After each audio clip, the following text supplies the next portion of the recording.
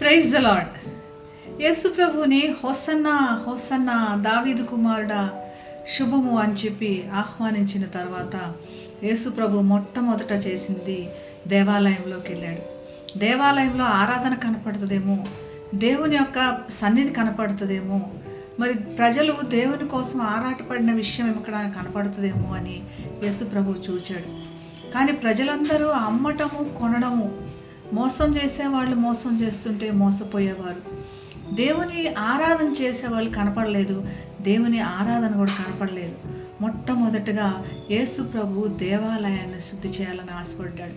నీ హృదయము నా హృదయము దేవుని ఆలయంగా ఉంది. యేసు ప్రభుని ఆహ్వానించడము చాలా సులభమైన విషయం. కానీ మన హృదయమును ఆయనకు పూర్తిగా అప్పగించి హృదయమును శుద్ధి చేయమని, లేదా మనల్ని సరిచేయమన్నటువంటి అధికారము ఆయనకి ఇవ్వటం చాలా గొప్ప విషయం. ఆయన అధికారానికి ఒప్పుకోవటం చాలా గొప్ప విషయం. ఆయనకి లోబడి మన హృదయాన్ని అప్పగించి మనల్ని సరిచేయమని అడగటం చాలా ప్రాముఖ్యమైన విషయం. ఇలాగ సరిచేసి దేవాలయమును శుద్ధి చేయగానే వెనువెంటనే మనకు కనపడుతుంది, గ్రుడ్డివారును కృంటివారును దేవాలయంలో ఆయన యొద్దకు రాగా ఆయన వారిని స్వస్థపరిచెను.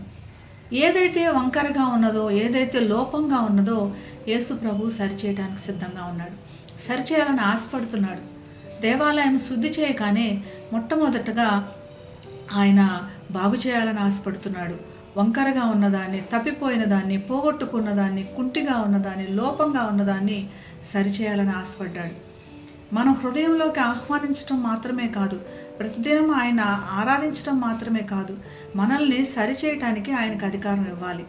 అలాగ అధికారం ఇచ్చిన వెనువెంటనే మరి అందరూ కూడా స్వస్థపరిచెను అని కనపడుతుంది.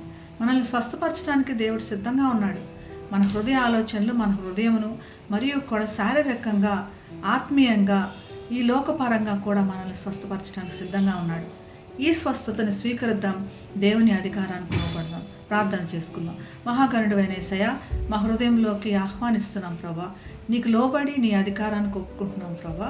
మా హృదయంకి నీవే అధికారిగా ఉండి, మా జీవితానికి నువ్వు అధికారిగా ఉండి మమ్మల్ని సరిచేసి స్వస్థపరచుమని యేసు నామమున ప్రార్థిస్తున్నాం తండ్రి. Amen. Have a blessed day. God bless you.